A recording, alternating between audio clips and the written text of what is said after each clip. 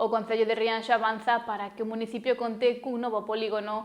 Os técnicos están a avaliar diferentes localizacións para albergar un novo espazo para as empresas. Hai tempo que o polígono industrial do Té en Rianxo conta con todo o seu terreo vendido. Por iso, o goberno municipal traballa cun obxectivo claro, buscar unha localización para levantar o novo polígono rianxeiro. As distintas administracións un novo polígono.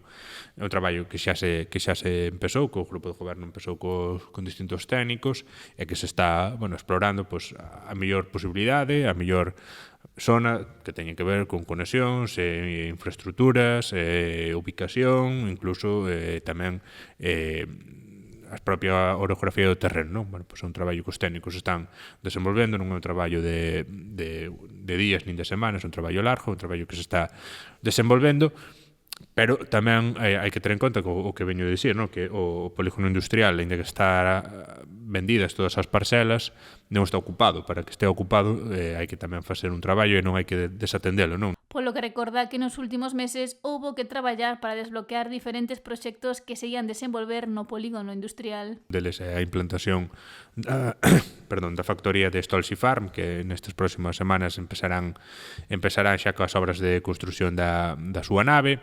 Temos tamén distintos inversores que están planteando os seus propios proxectos, as súas propias naves, distintos incluso supermercados de distintas marcas e demais. Entonces, ainda tendo a vista posta nese outro traballo que xa está empezado de plantear a mellor ubicación para medrar en canto ao chan industrial, plantearlo tamén ás administracións que compete, tamén nos ocupa o polígono que xa temos acabar de ocupar. En poñer a actividade en funcionamento ao 100%. A comarca está a vivir unha situación complexa no referente á creación de chan industrial, xa que está esgotado en todos os concellos. Por un lado, a propia orografía da comarca, que dificulta atopar unha disponibilidade dun chan baleiro cunhas condicións de accesibilidade favorables para poder acometer unha actuación da envergadura dun polígono industrial. E, ademais, hai que ter en conta tamén a necesidade de investimento que unha actuación tamén deste tipo necesita, non? Todos os concellos, polo menos os 4 da mancomunidade, teñen un orzamento limitado, e todos estamos con esa preocupación de medrar en canto a chan industrial, pero coas limitacións que viña comentando anteriormente.